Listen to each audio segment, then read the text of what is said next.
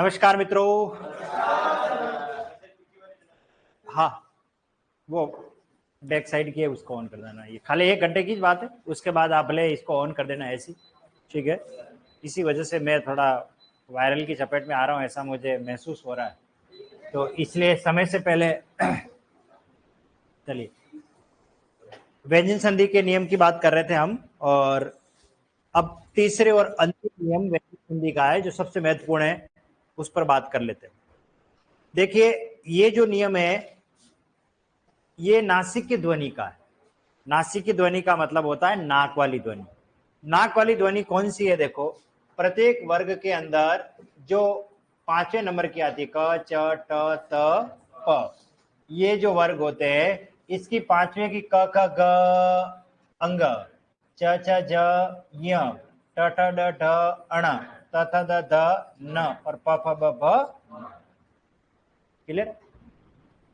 इससे संबंधित मैं आपको पढ़ाने वाला हूं, लेकिन उससे पहले थोड़ा आपका टेस्ट ले लेता हूं। अपनी कॉपी के पीछे लास्ट वाले पन्ने पर मैं कोई ज्यादा नहीं 2-3 शब्द ही लिख पाऊंगा, हाँ, क्योंकि ये नियम इतना महत्वपूर्ण है, संधि के दृष्टिकोण से नहीं, शब्द शुद्धि के दृष्टिकोण से। अब शर्त सुन लीजिए जो मैं बोलने जा रहा हूं। बिना बिंदी के शब्द लिखने, बिंदी नहीं लगानी है, उस शब्द को बिना बिंदी के लिख करके बताना है। जैसे मैं हिंदी बोलता हूं तो हिंदी को लिखने का एक तरीका ये आप सब जानते हैं, लेकिन इसका एक दूसरा तरीका ये भी है। अब आपको समझ में आ गया? तो इस टाइप का आपको नहीं लिखना है, बिना बिंदी का प्रयोग करते हुए उसका दूसरा कैसे हम लिख सकते हैं वो लिखना है। चलिए, तो पहला शब्द लिखो लांछन। लांछन कैसे लिखते हैं? लिखिए लांछन। दूसरा लिखिए painter. Painter, painter, painter, painter कैसे होता है? टेंट, टेंट, पेंटर, पेंटर लिख दिया। टेंट, हाँ, टेंट लिख दिया। अंक, अंक, अंक, अंक, अंग लिख दो भले, कोई दिक्कत नहीं है। अंग लिखना आ रहा है तो अंग लिख दो। कंगा, चंचल, संजय, बिना बिंदी के लिखने सारे, हाँ, ठीक है। धनंजय, धनंजय, मृत्युंजय, बस इतना ही, मृत्युंजय। अब मुझे कॉपी चेक कराए आप, क्या लिखा है एक बार देखे सही। शाबाश, शाबाश, वेरी गुड, बहुत बढ़िया, शाबाश, शाबाश, बहुत बढ़िया, बहुत अच्छे, अच्छा प्रयास है आपका, वेरी गुड। आया साहब बताओ। शाबाश, वेरी गुड। हाँ बेटा, आप बताएं। वेरी गुड, बहुत बढ़िया, बहुत बढ़िया, शाबाश, शाबाश, शाबाश। यस, इधर बेटा, आप बताओ।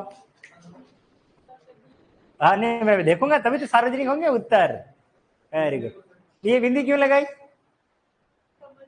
बिंदी लगानी नहीं है। ओके, चलिए।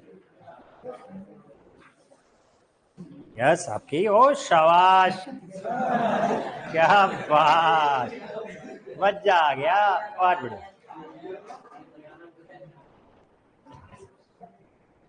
पहला शब्द क्या लिखाया? लंच।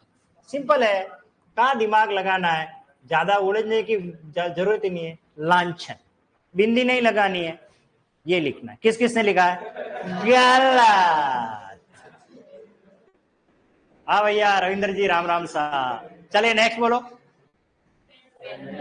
ये लगभग सभी ने सही है, क्योंकि ये दुकान वाले लिखते ना, इसलिए आप लोगों ने वहां से चेक किया, सही है। किस किसने लिखा है? गलत। नेक्स्ट बोलो। हाँ ये सही है, टेंट वाले दुकान लगाते हैं, ये गलत। नेक्स्ट बोलो। अंक, यहां सही आए बापड़े, ये गलत। नेक्स्ट, कंगा है ना, कंगा, गड़ी वाला, या किसी ने ऐसे लिख दिया होगा कंगा, ये गलत है। ये किसने लिखा है, कंगा, गलत। चलो नेक्स्ट, चंचल, चंचल, एक दो जड़ों ने राइट लिखा है बस, चंचल। किसने लिखा है, गलत। और बोलो, धनंजय। अरे पहले धनंजय तो लिख दो, धनंजय, गलत। ये राइट है, बस एक सही हुआ। किसने लिखा, संजय, गलत। और मृत्युंजय, गलत। आगे बात समझ, सारे गलत हुए, कोई बात नहीं, मैं इसीलिए कह रहा हूं, मैं सिखाऊंगा आपको क्यों गड़बड़ी करी हुई है। और ये नियम मैंने कहा सबसे इंपॉर्टेंट नियम है, ये संधि के दृष्टिकोण से नहीं है, शब्द शुद्धि के। अब जब तक कोई बात, फिर टेस्ट लूंगा अभी वहां, अभी और सिखाने के बाद, अभी तो सीखे हुए नहीं थे, सीखने के बाद और टेस्ट लेने वाला हूं। चलिए, अब गलती क्या हुई है वो बता रहा हूं। ये हमारे वर्ण जो चल रहे हैं, क, च, ट, त, प।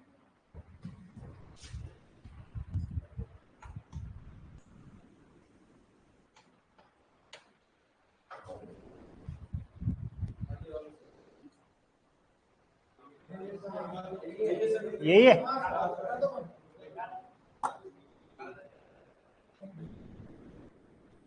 क, च, ट, त, प। क के बाद क्या आएगा, ख, फिर ग, फिर ग, और फिर अंग। च के बाद छ, फिर ज, फिर ज, और फिर य। ट के बाद ठ, ड, ढ, अण। त के बाद थ, द, द, न। प के बाद फ, ब, भ, म। सब बकरे हो गए, मैं कर रहे हो। चलो देखो, प्रत्येक वर्ग का जो पांचवा सदस्य, ये वाला, इसको हम बोलते हैं पंचम वर्ण। इसके अंदर गड़बड़ी कहां हो रही है वो बता रहा हूं। याद रखना, ये नाक वाली ध्वनि है, और ये नाक की वाली ध्वनि कब आती है, जब क, ख, ग और घ से पहले जब भी नाक की ध्वनि आएगी, तब सदैव ये लिखा जाएगा। देखना हिंदी में कितना परिवर्तन हुआ और क्यों हुआ, किसकी वजह से ये सब बातें हुई थी। च, छ, ज, झ से पहले जब भी नाक की ध्वनि आएगी, तब वो नाक की ध्वनि कौन होगी, यह होगी। और ट, ठ, ड, ढ से पहले जब भी नाक की ध्वनि आए, वो नाक की ध्वनि कौन होगी, अण। और त, थ, द, ध से पहले जब भी नाक की ध्वनि आए, तो वो नाक की ध्वनि कौन सी होगी, न। और प, फ, ब, भ से पहले नाक की ध्वनि कौन होगी, म। ठीक है, चलिए एक एक का उदाहरण लेके समझाता हूं मैं। जैसे मैं चंदन लिख रहा हूं, क्या लिख रहा हूं, इस चंदन को लिखने का एक दूसरा तरीका आपने ऐसा भी पढ़ा होगा, पढ़ा, और ये ज्यादा सही है, यही लिखना है। क्यों करना पड़ा इसको, देखो, द से पहले नाक वाली ध्वनि, द से पहले नाक वाली ध्वनि सदैव न ही आ सकती, देखो, क्योंकि इस वर्ग में कौन आ रहा है, न आ रहा। अब आप लोगों ने क्या कर दिया, आप लोगों को मैंने लिखाया टेंट, तो आपने न लिख दिया, ये न नहीं आ सकता, ये न सिर्फ और सिर्फ इन चार के आगे ही आएगा, और किसी के आगे नहीं आएगा। अब आप कहोगे कैसे, तो देखो, पंत, त से पहले ना की ध्वनि, पंथ,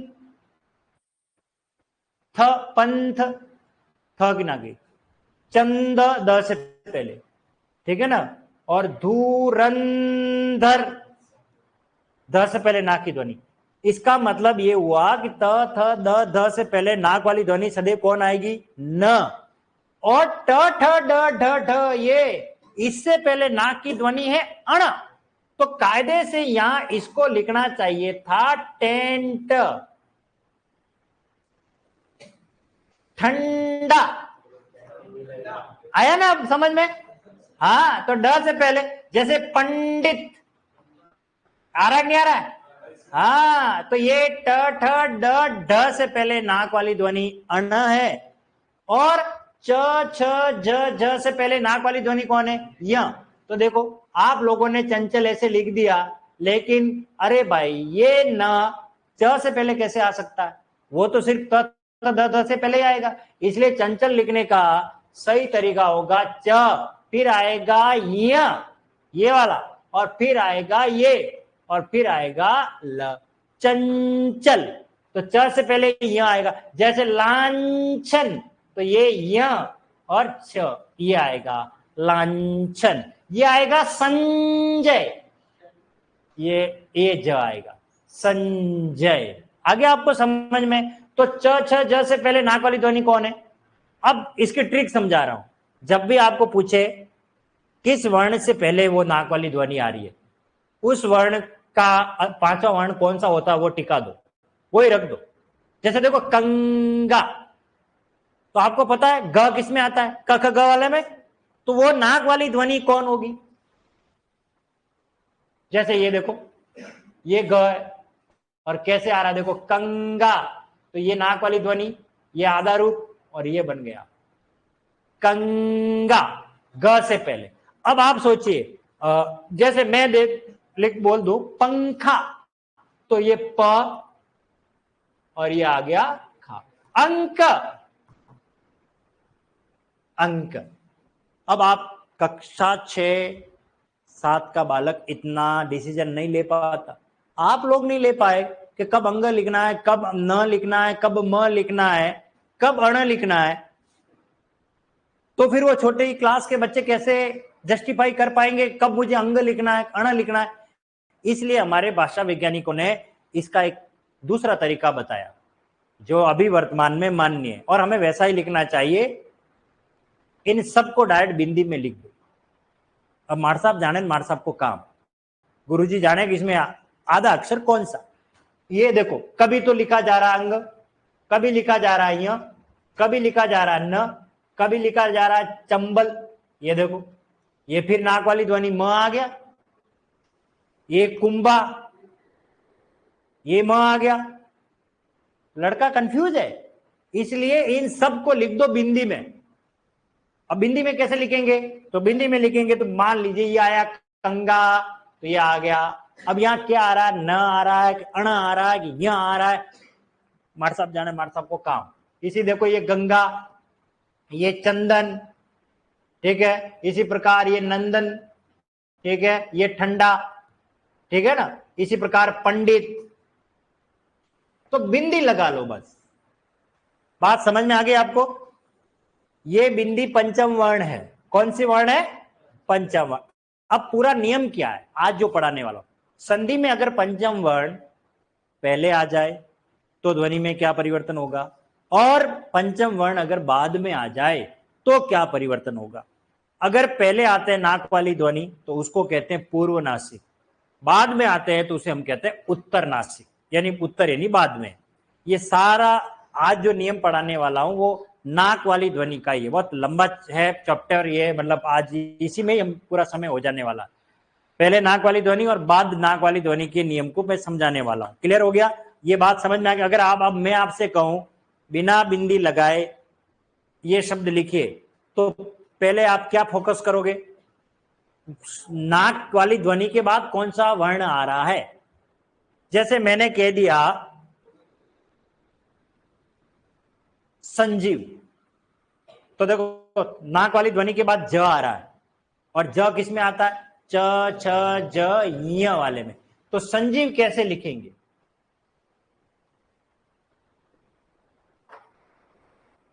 समझ में आ गया? अब ये दिक्कत है कि ये लिखें, तो कई बार तो हम डायरेक्ट बिंदी लगा के लिख देते हैं, और कई बार हम आधा अक्षर लिखते हैं, और विशेष तौर से आधा अक्षर न के संदर्भ में ज्यादा लिखते हैं, क्योंकि न ही हम जानते आए, बाकी दूसरे को अण के रूप में कभी आधा देखा ही नहीं है, वो बिंदी में ही देखा। क्लियर हो गया? तो ये पंचम वर्ण का नियम था, तो मैंने आपको बता दिया। अब हम बात करते हैं ये नाक वाली ध्वनि पहले आ जाए या बाद में आ जाए, उस पर हम बात कर लेते हैं। ठीक है, चलिए। तो देखो ये है अंग, ये है अण, सॉरी य, अण, न और म। बचपन में याद करो, पहली दूसरी में जब पढ़ते थे, क से कबूतर, ख से खरगोश, ग से गमला, ग से घड़ी, अंग से खाली। अच्छा हुआ बाबड़ा बचपन में ही खाली हो गया। च से चरखा, च से चम्मच, जो भी हो, छ से छाता, ज से जहाज, ज से झंडा, य से खाली। अच्छा हुआ एक और टेंशन खत्म हो गई। ट से टमाटर, ठ से ठटेरा, ड से डमरू, ढ से ढक्कन, अण से खाली। ये एक और खाली हो गया। ये 3 तो हमने बचपन में खाली कर दिए, हमारा काम आसान हो गया। लेकिन न से नल, न से नमकीन, न से नरम, इसका मतलब शब्द बनता है। म से मकान, म से मछली, शब्द बनता है। तो अब हमारे लिए बचे कौन? न और म। पेपर सेटर कभी आपको इंटरव्यू में भी पूछ दे, कभी सामना हो, हम पढ़ तो रहे नाक वाली ध्वनि, लेकिन उदाहरण सारे न और म के ही पढ़ने वाले, तो वो आपसे कहेगा कि इनके क्यों नहीं कहे?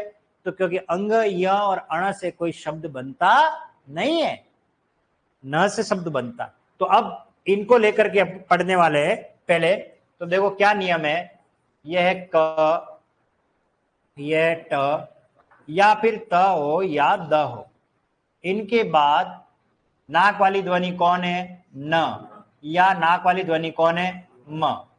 अब आपसे सवाल ये किया जा रहा है कि मैंने पंचम वर्ण के ये तीनों क्यों नहीं लिखे?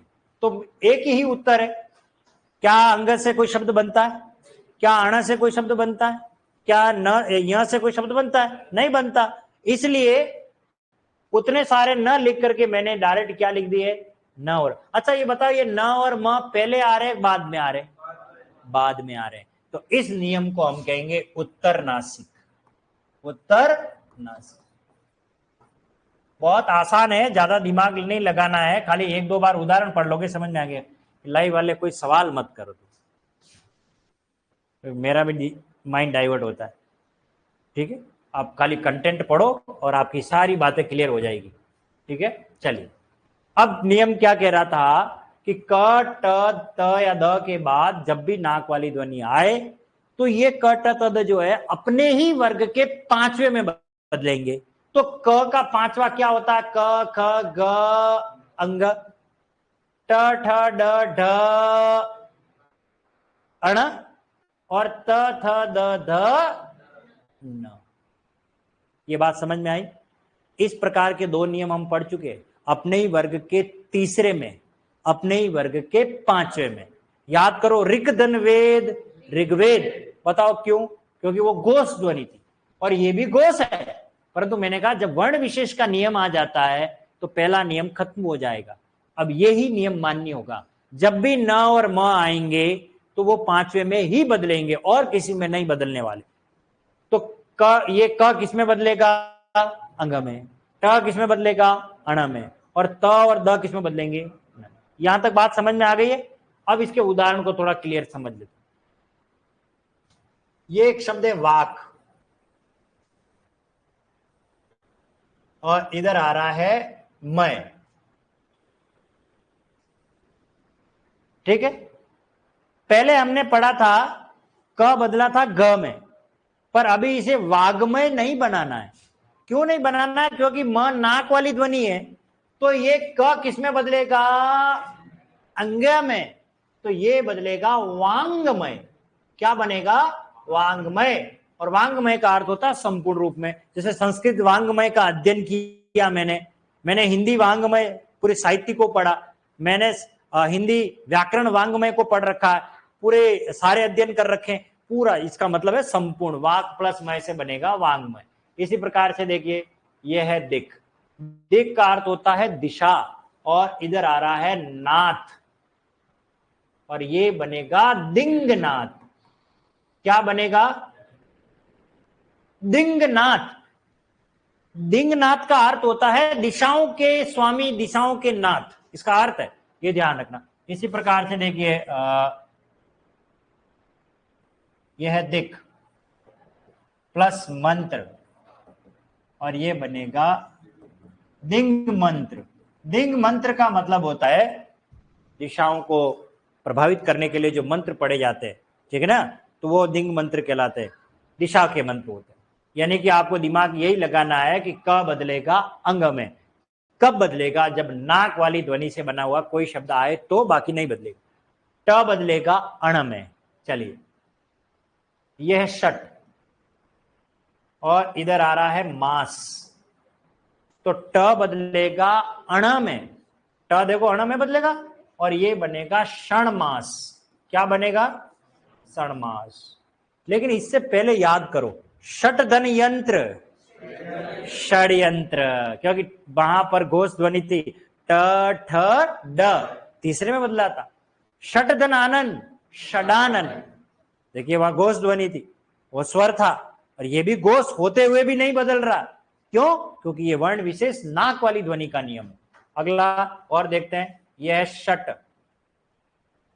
धन मूर्ति, क्षण मूर्ति, क्षण मूर्ति।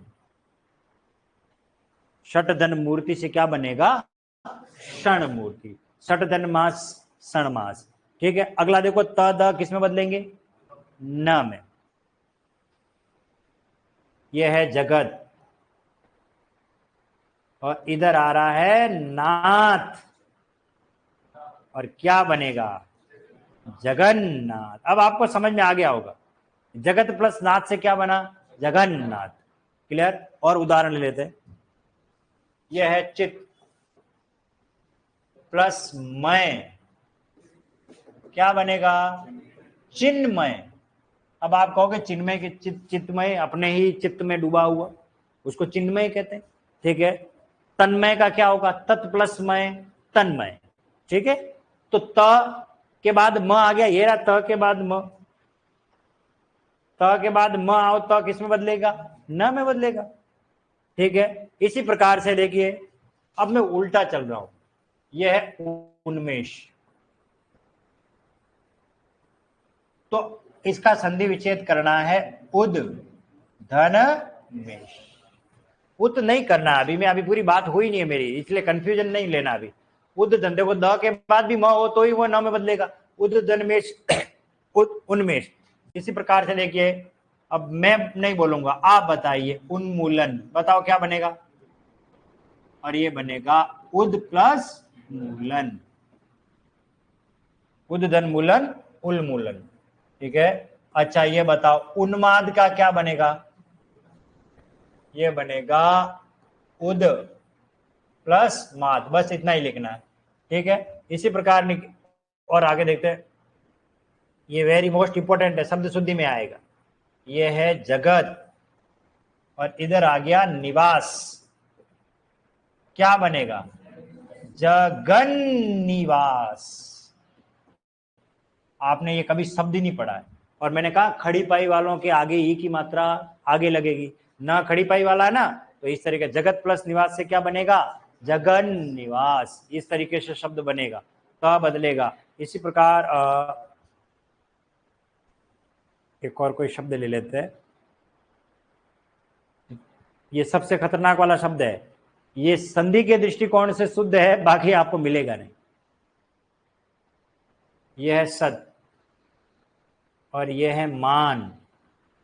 जनरली लड़के सम्मान लिख के आ जाते हैं, सम्मान नहीं बनेगा। त के बाद म क्या बनेगा? सन्मान। क्या बनेगा? सम्मान बनेगा। और सतधन मुख क्या बनेगा? सतधन मुख से क्या बनेगा? सन्मुख बनेगा। संधि के हिसाब से तो यही बनेगा, बाकी सम्मान का सम प्लस मान है, वो अलग कंसेप्ट है। समधन मुख सम्मुख वो अलग कंसेप्ट है, ये संधि के हिसाब से बता रहा हूं। त के बाद म तो न में बदलेगा, ये भी तो न में बदलेगा। क्लियर हो गया? अभी हमने कौन सा नियम पढ़ा है? पंचम वर्ण में क ट या त द के बाद नाक वाली ध्वनि बाद में आ जाए। अब बाद में कितनी नाक वाली ध्वनि आ रही है? 2। ये 3 क्यों नहीं आ रही है? क्योंकि इनसे कोई शब्द बनता नहीं है। क्लियर हो गया? अब ये नाक वाली ध्वनि अगर पहले आ जाए तो क्या होगा, उसको पढ़ेंगे अब इसके बाद। चलिए एक बार इसको लिख लीजिए, ये वाला क ट ऊपर हेडिंग डाल देना, उत्तरनासिक क ट त द के बाद न और म आ जाए, अपने ही वर्ग के 5 में बदल रहे।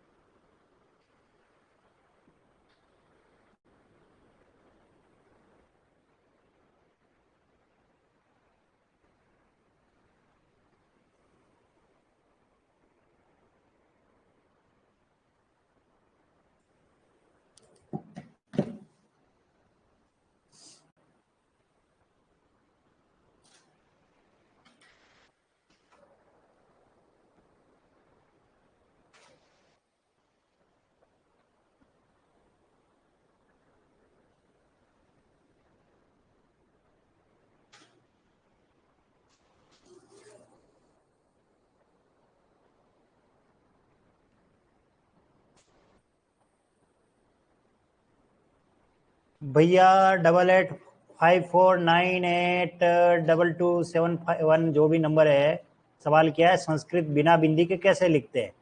बस आपको देर बाद में पता पड़ जाएगा कैसे लिखते हैं। जानने के लिए देखें अगला एपिसोड, नहीं आज ही, अभी बताएंगे हम कैसे लिखते हैं। अभी पूरी बात हुई नहीं है हमारी।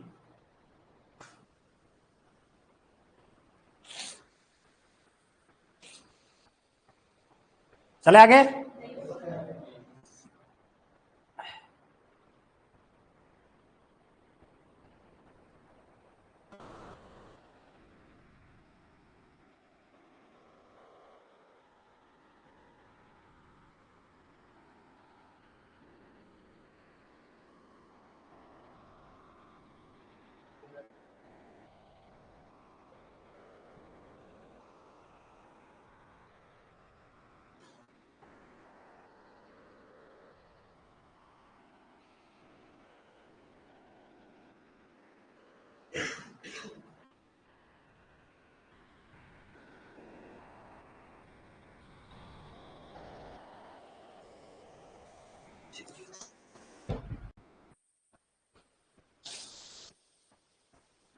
नेक्स्ट आगे ले ले।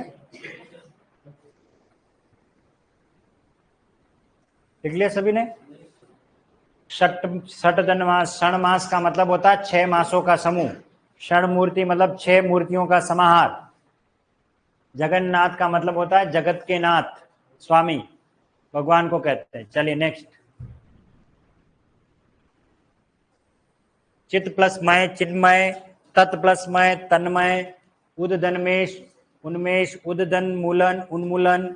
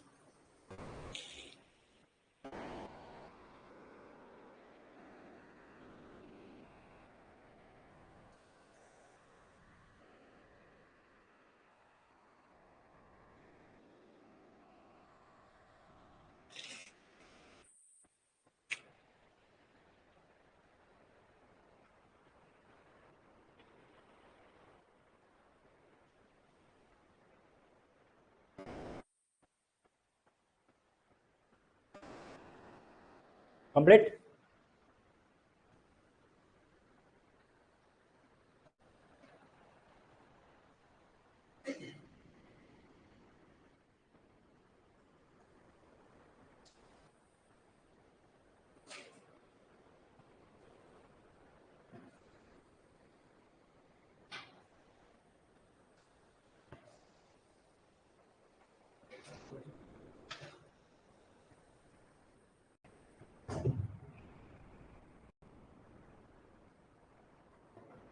एक शब्द है उन्मुक्त।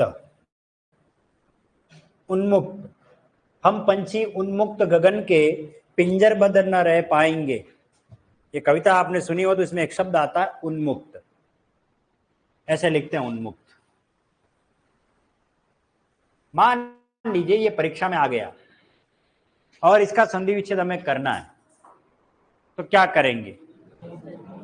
तो ये बनेगा उद और इधर क्या आ जाएगा? मुक्त।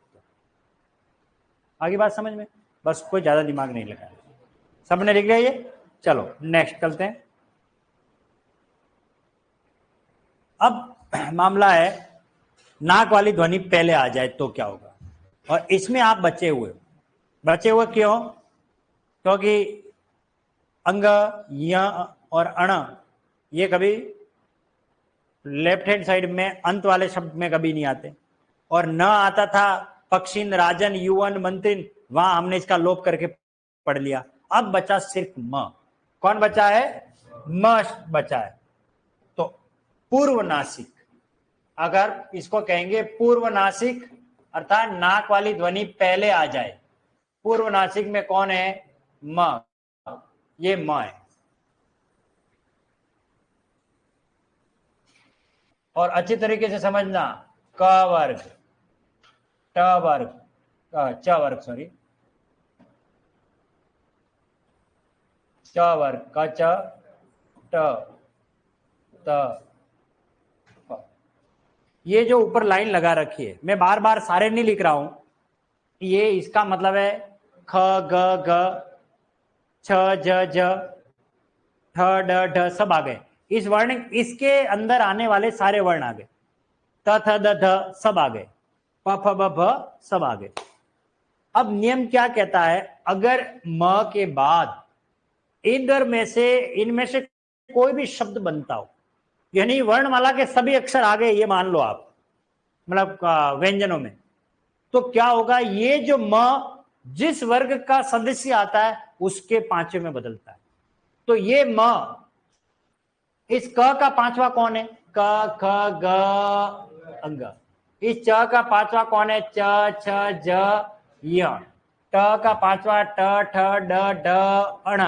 त का पांचवा त थ द ध न। और इसका पांचवा कौन होता है? प फ ब भ म। अरे इसका पांचवा कौन होता है? म। ये म। अब एक दिमाग थोड़ा सा लगाना है, यहां म अंग में बदल रहा है तो ध्वनि में परिवर्तन हो रहा है, म य में बदल रहा है, ध्वनि में परिवर्तन हो रहा है। लेकिन म में ही बदलेगा तो क्या ध्वनि में परिवर्तन होगा? नहीं होगा। इसलिए जब भी मैं पढ़ाता हूं तो इसके उदाहरण कभी नहीं पढ़ाता। बहुत से किताबों में इसकी संधि भी पढ़ा दी गई है, नहीं होती। ये संयोग कहलाएगा और उपसर्ग पूछा जाएगा, संधि नहीं पूछी जाएगी। इसके उदाहरण भी बाद में समझाऊंगा, ठीक है? वो कहां पर है, तो मैं अभी इसको यहां हटा रहा हूं।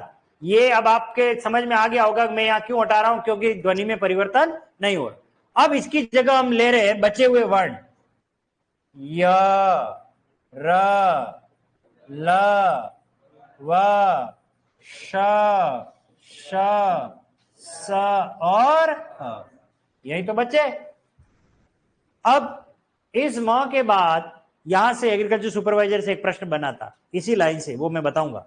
य, र, ल, व, श, श, श, श, ह, इनसे पहले जब भी म आएगा तो ये जो म है बदलेगा अनुस्वार में, क्योंकि इसका कोई पांचवा नहीं होता, इनका पांचवा होता है।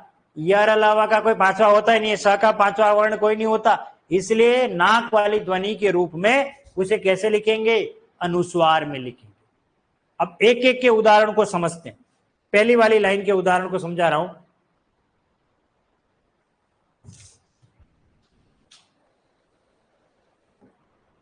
पहले तो आप शब्द जो मैं लिख रहा हूं उसको देखो, क्या म आ रहा है कि नहीं आ रहा? लास्ट में आ रहा है, बिल्कुल।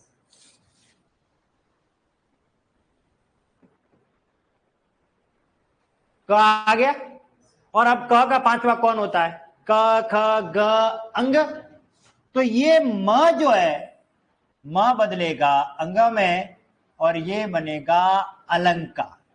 अभी मेरी पूरी बात खत्म नहीं हुई है, तब तक सवाल मत करना। अलंकार आ गया समझ में? ये संस्कृत कंसेप्ट है। संस्कृत में अलंकार ऐसे ही लिखा जाता है। अलंकार यानी आभूषण सजाने का जो काम करता है उसको कहते हैं अलंकार।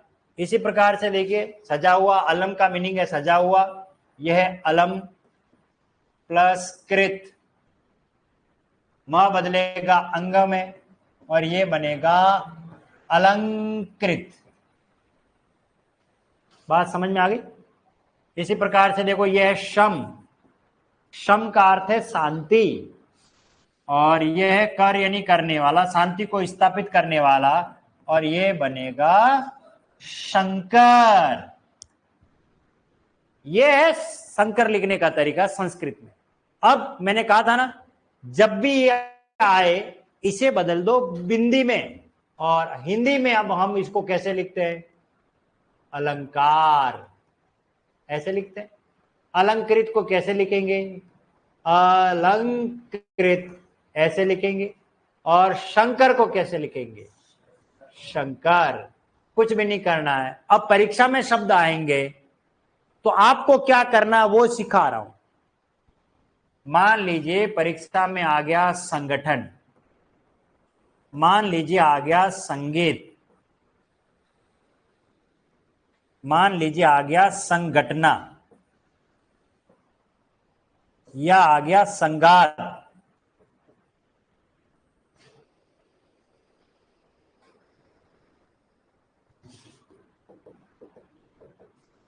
तो बिंदी को हम बदलेंगे म में। जब भी स के ऊपर बिंदी आए, पहले भी मैंने टेक लाइन पढ़ाई है, आप म में ही बदल दो, नियम ऑटोमेटिक ही सेट हो जाएगा। इस बिंदी को बदलो म में, तो क्या बनेगा? सम बनेगा। और ये गठन जैसा लिखा है वैसा का वैसा लिख दो, ये संधि विच्छेद हो गया। अब आपसे सवाल करें बिना बिंदी के संगठन लिख के बताओ, तो देखो ग से पहले बिंदी आ रही है, तो आप दिमाग लगाओ ग किस लाइन में आता है? क ख ग वाले में। तो इसका पांचवा कौन होता है? अंग। तो इसको बिना बिंदी के लिखेंगे, सॉरी बिना बिंदी के लिखेंगे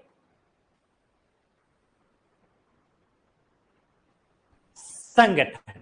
आ गया समझ में? ये तो आप मुझे बताओ संगीत का क्या बनेगा? सम प्लस गीत। संगठना का क्या हो जाएगा?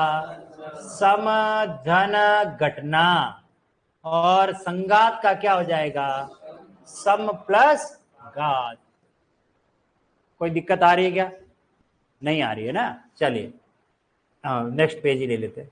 अब जैसे देखिए यह है संचालन, क्या शब्द आ रहा है? संचालन। जैसे ये शब्द आ रहा है संजीव। एक और उदाहरण दिन लिया था बैक में, याद आ गया तो। यह है संकट कटे मिटे पीरा, जो सुमिरे हनुमत बलबीरा। समधन कट से क्या बनेगा? संकट। और मान लीजिए परीक्षा में आ गया संकीर्ण, तो मुझे बताओ क्या बनेगा? और ये बन जाएगा समधन किर्ण। बस कोई दिमाग नहीं लगाना ज्यादा। समधन किर्ण संकीर्ण। ठीक है। संजीव।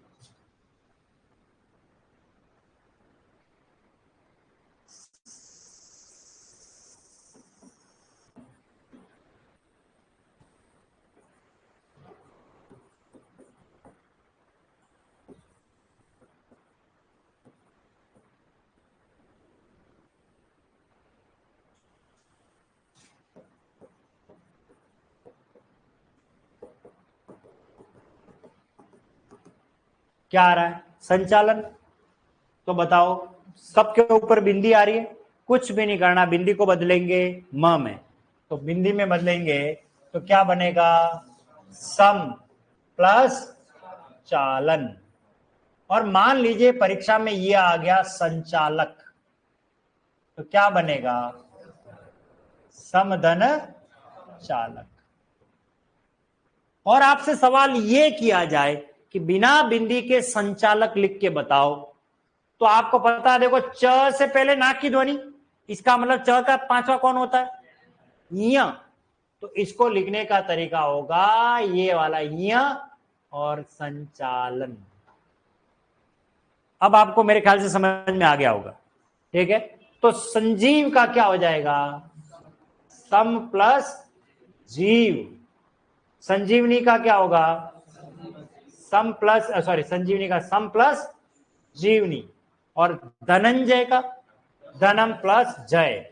और धनंजय कहते हैं अर्जुन को। किसको कहते हैं? अर्जुन को, जो धन को जीत लेता हो। अर्थात धन को जीत लेने से अभिप्राय है जिसको धन की चाहत नहीं हो। रास्ते कहीं जा रहे हो ना, 100 रुपए या 500 रुपए का कहीं नोट गिरे वो मिले, कोई देख तो नहीं रहा, जेब में डाल देंगे अपन, तो उस धन ने अपन को जीत लिया। और 500 रुपए का नोट पड़ा हुआ है और हम जा रहे हैं, ये किसी का होगा, ये मेरा नहीं है, चलो ऐसा कोई है क्या बिरला? नहीं, सवाल ही नहीं।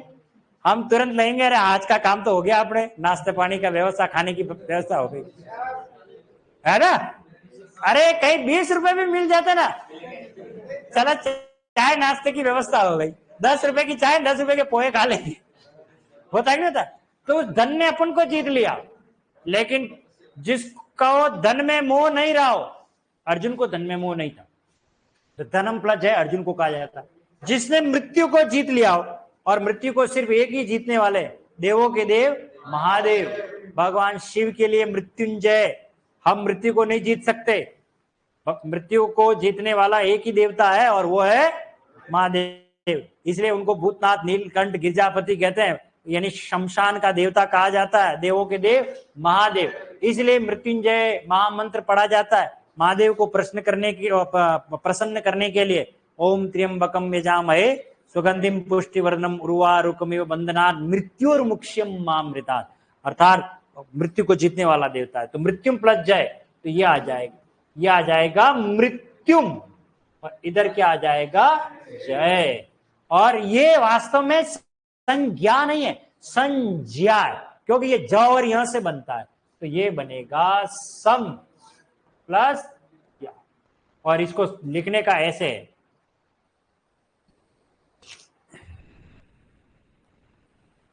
इस तरीके से, संज्ञा। क्लियर हो गया? ठीक है, यानी बिंदी वाले वर्ण पर मैं फोकस कर रहा हूं। ठीक है, अगला देखिए और ले लेते हैं। च छ ट ठ ड ढ की बात कर रहे थे, क च ट त को ले लेते हैं। जैसे देखिए, यह है संताप, यह है संतोष, यह है संतुलन, यह है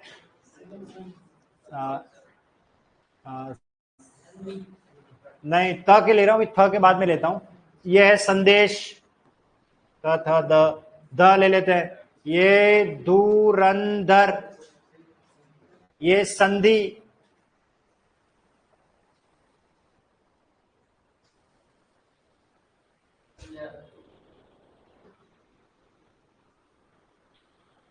संध्या।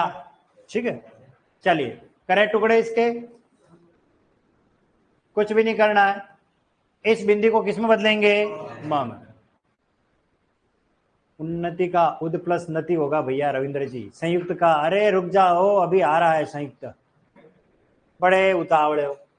यहाँ कहाँ आ गए? ये पढ़ा ही नहीं अभी तो मैंने, ये आ रहा है, यह तो यहाँ पहुंचा ही नहीं हूं मैं, अब आएगा नहीं। कमेंट बाद में पढ़ते हैं, डिस्टर्ब करते हैं कमेंट। तुम्हारे सभी प्रश्नों के उत्तर बता दूंगा, तुम टेंशन मत लो। संताप का क्या हो जाएगा? सम प्लस ताप, ये आ जाएगा सम। बहुत कुछ बातें बतानी है, इसलिए फिर मैं भूल जाऊंगा तुम्हारे प्रश्नों के चक्कर में, इसलिए समधन तोष। संतुलन का क्या हो जाएगा? सम प्लस तुलन, ये आ जाएगा। और संदेश का समधन देश, ठीक है। और धुरंधर का हो जाएगा धुरम प्लस धर। और संधि, जिस टॉपिक को पढ़ रहे वो ये रही, और ये बनेगा सम प्लस धी। याद करो, जब संधि स्टार्ट की तब मैंने संधि विच्छेद पढ़ाया था। सम प्लस धी, सम यानी सम्यक, धी का मतलब धारण करना, जो संपूर्ण रूप में किसी दो वर्णों को जोड़े और नया रूप धारण करे, वो संधि है। और संध्या क्या बनेगा? सम प्लस ध्या, बस इतना ही करना है, सम प्लस ध्या संध्या। ये सब बात कर रहे थे हम त थ द ध न की। अब न भी आ रहा है, देखो न त थ द ध न आता है, उसको भी ले लेते हैं। जैसे ये देखो, यह है सम और यह है न्यास, तो म बदलेगा न में। यह है शुद्ध संन्यास लिखने का तरीका। कुछ किताबों में इसे बिंदी में लिख दिया है, पर नहीं लिखे, मैं कह रहा हूं मत लिखना, ये सही है। पंचम वर्ण, एक मैं आपको सामान्य नियम बता रहा हूं, बहुत काम का है। जब जब दो पंचम वर्ण कभी साथ में आते हैं, वो कभी बिंदी में लिखे जा ही नहीं सकते, और कोई लिख रहा है वो गलत प्रयोग कर रहा है। दो पंचम वर्ण कैसे देखिए,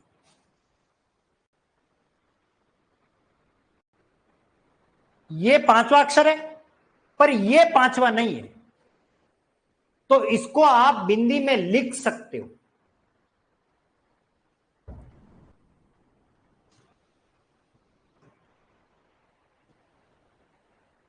ये पांचवा अक्षर है, प फ ब भ म पांचवा, फिर वापस कौन आ रहा है, म, प फ ब भ म आ गए। आप इसे बिंदी में नहीं लिख सकते। अभी थोड़ी देर पहले मैंने आपको एक शब्द पढ़ाया था, जगन्नाथ। कोई लड़का सवाल कर सकता है किसी टीचर से, सर ये आपने न या बिंदी में लिखवा दिया, तो फिर इस न को भी बिंदी में लिख सकते हैं। और जिस विषयाध्यापक को इतनी गहराई का अध्ययन नहीं किया हो तो कह देगा हाँ बिंदी में लिख सकते, तो फिर ये जंगनाथ हो जाएगा। नहीं लिख सकते क्योंकि ये न पांचवा और ये न पांचवा। ये देखो जन्म, क्या बिंदी में लिख सकते हो? आप चंदन को बिंदी में लिख सकते हो क्योंकि ये पांचवा है पर ये पांचवा अक्षर नहीं है, लेकिन ये पांचवा है और ये पांचवा। आई बात समझ में?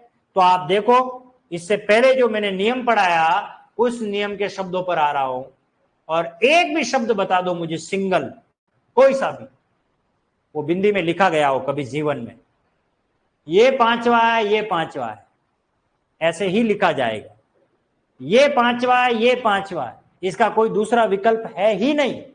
ये भी पांचवा, ये पांचवा, ये पांचवा, ये पांचवा, ये पांचवा, ये पांचवा, इसी प्रकार और आगे देखो, ये पांचवा ये पांचवा, इसके अलावा देखिए ये भी पांचवा ये भी पांचवा अक्षर। तो सीधा सा है, दो पंचम वर्ण जब एक साथ प्रयुक्त होते हैं तो उसे आप अनुस्वार यानी बिंदी में नहीं लिखोगे। क्लियर हो गया? लेकिन अभी तक बिंदी में लिखे जा रहे हैं, क्यों? क्योंकि ये पांचवा अक्षर है ही नहीं। ये देखो संतोष,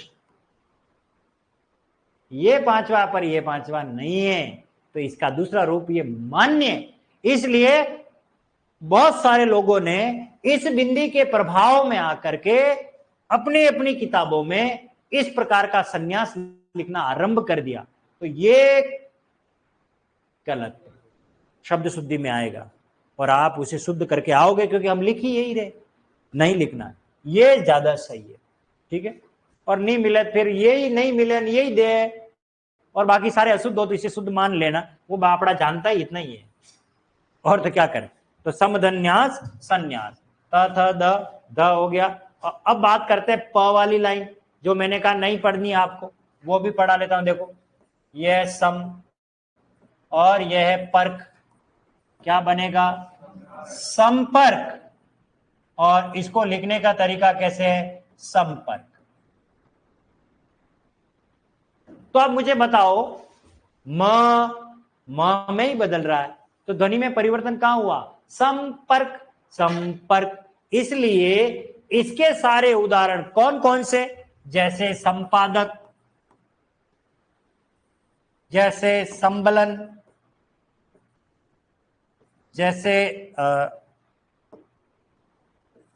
संपुष्ट,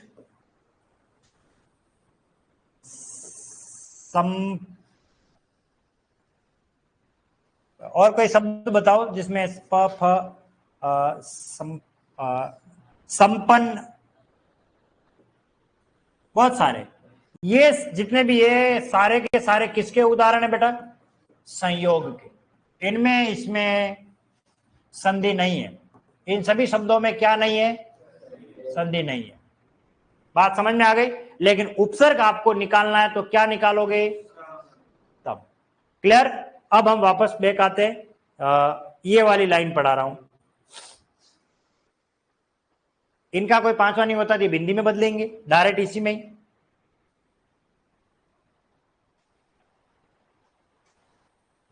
जैसे य की बात करें, यह सम और यह है यम, क्या इसका कोई पांचवा अक्षर होता है? नहीं होता, इसलिए ये डायरेक्ट लिखा जाएगा संयम। इसी प्रकार ये देखिए सम धन युक्त रविंद्र, ये लीजिए तुम्हारे शब्द का संधि विच्छेद, और क्या बन जाएगा, सम, और इधर आ गया वाद, क्या बनेगा, समवाद। अब इसका दूसरा रूप नहीं है, ठीक है, ये सम प्लस शय क्या बना, संशय, क्या बनेगा, संशय। इसी प्रकार से देखिए ये सम प्लस सार क्या बना, संसार। और ये आया था एग्रीकल्चर सुपरवाइजर में, ये आएगा सम धन हार, और क्या बनेगा, संहार, समधन हार संहार। अब याद करो, ये किसी ने सवाल किया था कि संस्कृत, तो कुछ नहीं करना, पढ़ाया मैंने, समधन कृत, और इसमें किसका आगम, स का। जब स आ गया तो फिर ये बिंदी में ही लिखा जाएगा स। ये देखो, ये रहा स,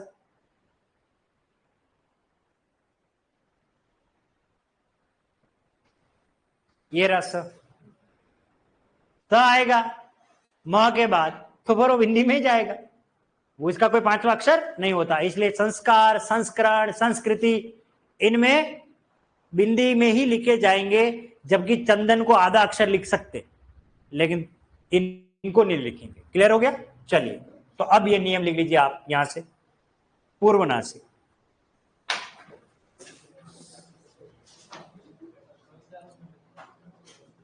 संपूर्ण सम्मान, ये बेटा रविंद्र, ये इसमें संधि नहीं है, संयोग है, समधन मान, ध्वनि में परिवर्तन नहीं हो रहा, ठीक है, मैंने कोष्टक में लिख दिया है, थोड़ी देर आगे आप देखना स्लाइड आने वाली है, फिलहाल इसको लिख लीजिए पूर्वनासिक।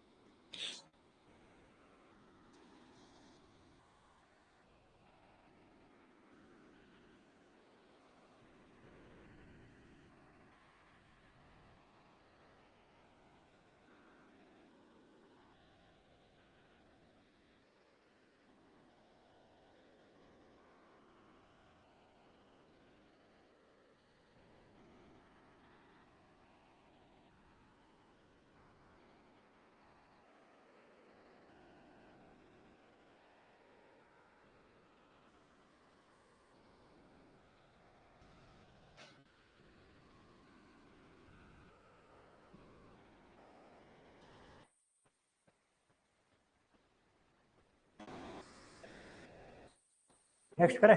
कौन है भैया, कहां से आ गए, कौन है ये, कहां से आ गए, वो कौन सा आता था, कौन है ये लोग, ये प्रभु रामकृष्ण पूर्वानंद, एक वो भी आता है। हाँ, अलंकार, अलंकृत, शंकर, संगठन, संगीत, संगठना, संगात, कुछ भी नहीं करना है, स के ऊपर बिंदी आए उसे म में बदल देना, बहुत आसान है, ज्यादा दिमाग नहीं लगाना।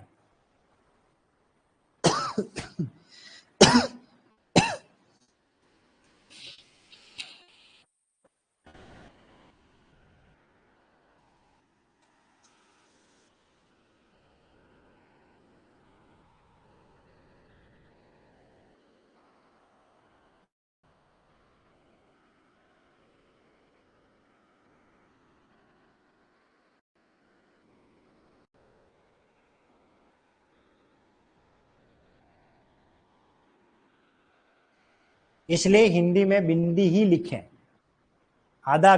जब फर्स्ट में मैंने क्लास ली थी तब मैंने आपको कहा था सारी समस्या खत्म हो जाएगी, टेंट लिखने के चक्कर में न लिख दिया तो मामला गलत, इसलिए आपने बिंदी लगा दो, बिंदी सभी समस्या का समाधान हो जाएगी। लेकिन दो पंचम वर्णों में बिंदी नहीं होती है, बस ये ध्यान रखना। वो लिखे ही नहीं जा सकते, पहली बात तो वो तो आपके वैसे आदत में ही नहीं होंगे। जगन्नाथ जब भी लिखोगे तो आधा नाथ आपको लिखना ही है। नेक्स्ट ले ले। ये आपका पूर्व नासिक और उत्तर नासिक व्यंजन संधि का नियम हो गया। बस अब हम पढ़ेंगे विसर्ग संधि को। सबसे सरल संधि है और आपके संधि के इस चैप्टर को हम खत्म करने ही वाले हैं जल्द। सोमवार को शायद संधि खत्म हो जाए या मंगलवार को, ठीक है। हाँ, फिर नया टॉपिक। हाँ, कल नहीं, क्लास तो होगी ना, वो तो चलेगी क्लास। क्लास तो 6 बजे होती है मेरी। जब तक तो हाँ, कितने जनों का अपनी क्लास में से? हाँ, सभी का। ओके, देखते हैं यहाँ से मैनेजमेंट क्या कहता है। वो रिकॉर्ड ले लेना पर क्लास, वो मज़ा नहीं आता नहीं, लाइव देखने में मज़ा अलग है। चलो कोई बात नहीं, देखते क्या। नेक्स्ट ले लो।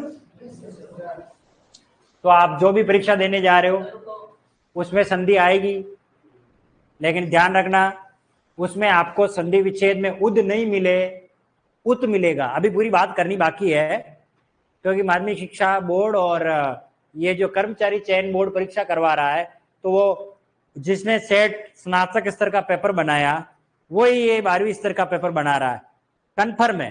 तो उसमें भी ये प्रश्न जरूर आएंगे और उसमें आपको संधि विच्छेद उत से करना है। किससे करना है? उत से करना है। मुझे पता है, क्योंकि वहां आपको उत वाला ऑप्शन मिलेगा भी नहीं, आएगा भी नहीं। चलो वो अभी क्लियर कर लेता हूं। अभी पहले लिख लो आप, लिखने ये लिख लो। ये बाकी है क्या? तो फिर लिख किसको रहे थे?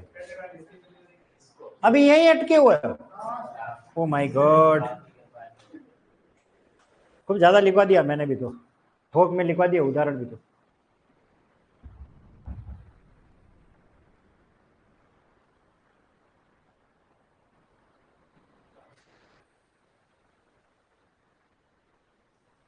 पेपर लेके आना मेरे पास, करेंगे उसका पोस्टमार्टम। अरे कभी भी आओगे सही, उससे पहले मैं हालांकि देख लूंगा पेपर। तो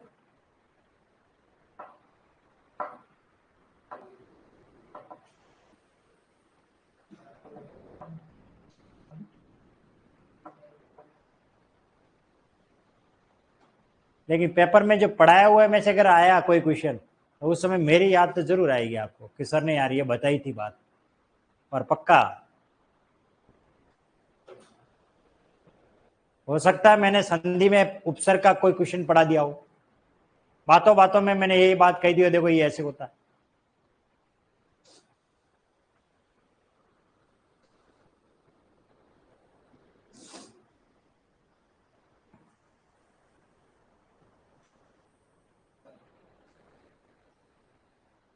चले फिर, वाह, ये आप लिख लेना, एक एक देख लेना इसमें और कितना बाकी है। कल तो होगी ना क्लास? ओके, तो अग्रिम शुभकामनाएं आप सबको। सेट क्वालिफाइड हो जाओ आप, ठीक है। बड़े आराम से पेपर दें और सारे अटेम्प्ट करने। और वो 5 वाला गोले पे कभी कब जाना मत। 5 वाला गोला भाई कि इस प्रश्न का उत्तर मुझे नहीं आता है, अनुत्तरित प्रश्न होता ना, वो नहीं करना अपने अपने, क्योंकि माइनस मार्किंग तो है नहीं। तो जिस प्रश्न का उत्तर नहीं आ रहा है उसमें से पहले से 4 में से किसी पे भी बिंदी गोला लगा देना, वो अपने भाग्य पर है। लेकिन ये इस प्रश्न का उत्तर मुझे नहीं आ रहा है, ऐसे वाले पे गोला मत लगाना, क्योंकि माइनस मार्किंग हो तो बात अलग है। मुझे याद है एक लड़के ने 20 अनुत्तरित पे गोले लगाए। अब आप सोचिए क्या सोच करके उसने पेपर दिया होगा। हाँ,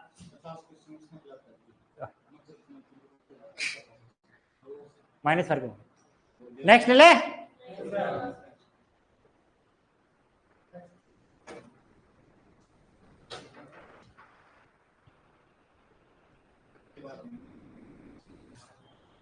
पेपर देना ओएमआर, इसीलिए तो आपको ये ओएमआर की इतनी प्रैक्टिस करवाई जाती है, विकल्पों को अच्छी तरीके से पढ़ना समझना, फिर भी हम गलती करेंगे।